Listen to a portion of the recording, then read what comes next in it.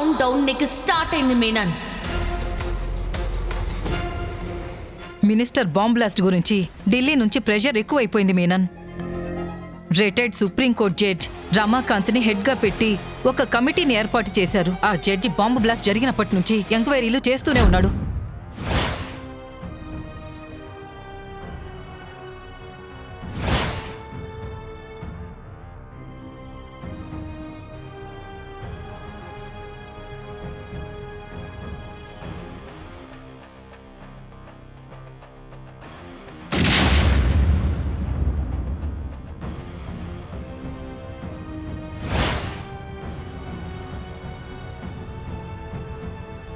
రమాకాంత్ గురించి నీకు తెలుసు కదా, డబ్బుకి బెదిరింపులకి లొంగే మనిషి కాదు.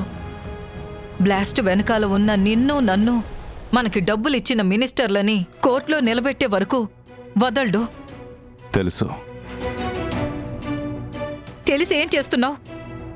నిజం బయటకొస్తే అండర్ గ్రౌండ్లో ఉండే నీకేం కాదు మీనన్, కానీ ప్రజల్లో ఉండేది నేను, పవర్లో ఉండేది నేను.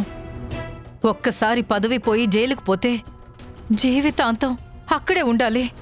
పిజ్జా కూడా ఉండదు, చెప్పకూడే. నిజం బయటికి వస్తే ఏమవుతుందో తెలుసు మినిస్టర్. ముందు నువ్వు టెన్షన్ పడకుండా ఉండు.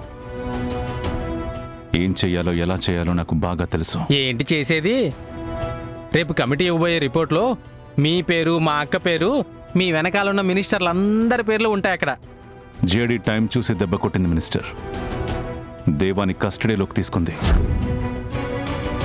వాడు కాని నోరు తెరిస్తే నా రాజకీయ జీవితం ఫినిష్ అయిపోతుంది మీనన్. దేవా నా మనిషి. అంత సులువుగా జేడీకి భయపడే అప్రూవర్గా మారిపోడు. అన్నా, మినిస్టర్ వచ్చాడు.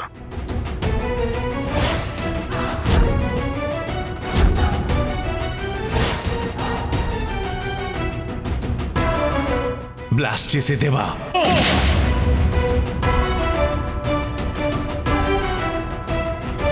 అబ్బో, అవతలుంది సర్కస్లో టైగర్ కాదు సార్, రింగ్ తిప్పినట్టు ఆడడానికి లేడీ టైగర్.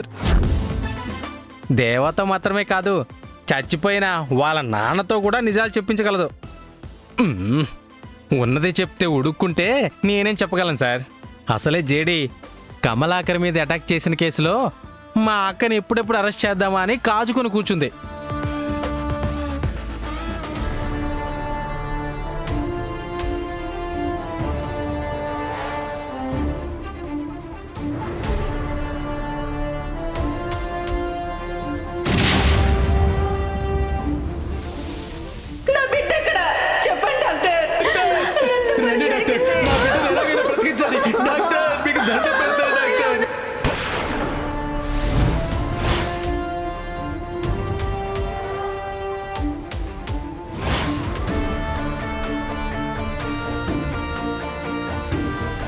కమలాకర్ కేసు నుంచి నేనెలాగోలా బయటపడతాను.